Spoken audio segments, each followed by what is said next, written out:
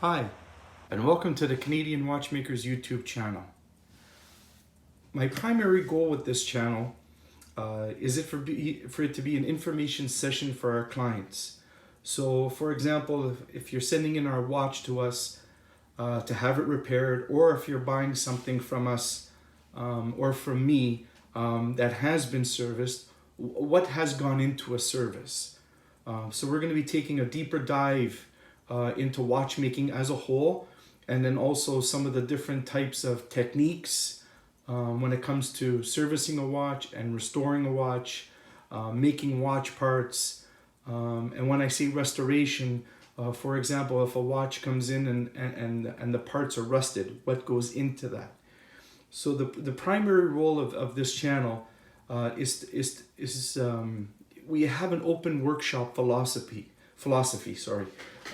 where a client could see exactly how their watch is being serviced, and the attention and the care that's going into your prized possessions, and the fact that the level of service is extremely high, because we're not looking to get a 1-year service or a 1-year interval out of a watch when it's being serviced by us.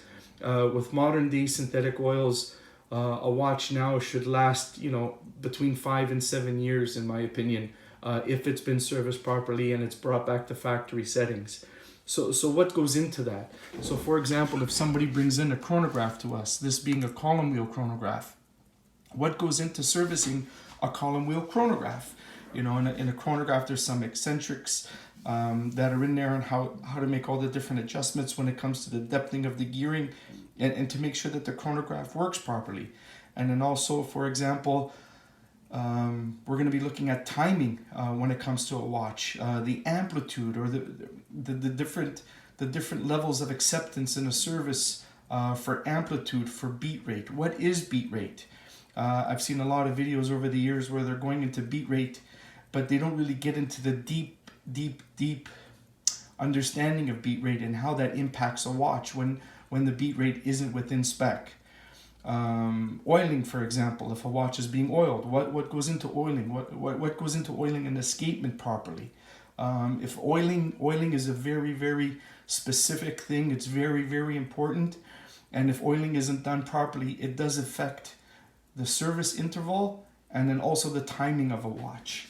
Back to the movements. If somebody brings in automatic movement, how is an automatic watch serviced?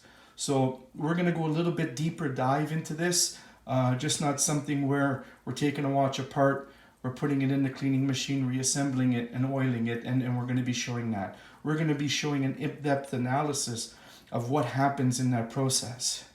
Another type of chronograph we have here is a modular chronograph. Well, what's the difference between a modular chronograph and a column wheel chronograph, a camshaft chronograph? Here we have a 7750. What is the difference between those three different types of chronographs? Here we have a triple date. Another type of movement that I really love working on is the older vintage triple date. So what's the difference between a modern one and a vintage one? Also alarm watches, which I really, really enjoy. We're working on one right now. Hopefully we'll have a video later on out this week, putting together an Omega 980, and what goes into that. How does an alarm watch work? Over here, for example, we have a railroad pocket watch. What makes a railroad pocket watch a railroad pocket watch? If a watch says that it's adjusted, what does that mean? How is a watch adjusted, especially if you send it in for service and it's not hitting the specs? Over here we have a quarter repeater. We're going to be taking a deeper dive into repeaters. How does a repeater work? What is a governor inside a repeater? And things like that. So one of the other things that we're going to be taking a look at, for example, are tools. We have some tweezers here. How do we maintain our tweezers?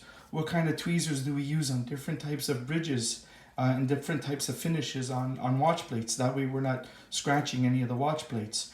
Screwdrivers, for example. How do we properly maintain our screwdrivers? How do we prevent the marring of a screw? Case openers, for example. Which types of case openers do we use on which types of cases? One of the key things for a watchmaker, and this is such a high level of service that we provide, is when a watchmaker goes into a watch, they're not supposed to leave any trace that they went into a watch. So for example, if we're changing a battery, we're going to go into a little bit more depth for that. How do we change a battery? This is the level of service that we provide. And this is all as an information center. This channel is not going to be intended anyway as a substitute for a proper formal education on watchmaking. It's more of an information session. So if somebody is sending in one of these types of watches, this is how it's done, and this is adding to our philosophy of having an open workshop philosophy where you could see exactly how everything is done. So if you do live in the Toronto area, I am in Toronto, Canada, you can get a hold of me. My website is thecanadianwatchmaker.com, and we're also on Instagram, where you could check us out on Instagram at The Canadian Watchmaker. And like I said, we're going to be taking a deep dive into servicing. How do we check an escapement? How do we flatten and make sure a hairspring is perfect after servicing, so the watch keeps really good time in multiple positions. We're going to be looking at, I use a Virograph B200 timing machine. How do we look at and read out a printout when a watch is being tested? What do the dots mean, and the dots lining up? So we're going to be taking a big deep dive into that. So if you like watchmaking and you're interested in using our services, or you just want to learn yourself just to say, hey, I understand what's going on now, please subscribe to my channel, like this channel or like this video also, and hopefully I'll be trying to put out at least one video per week, and we'll see how it goes. Thank you so much for your time.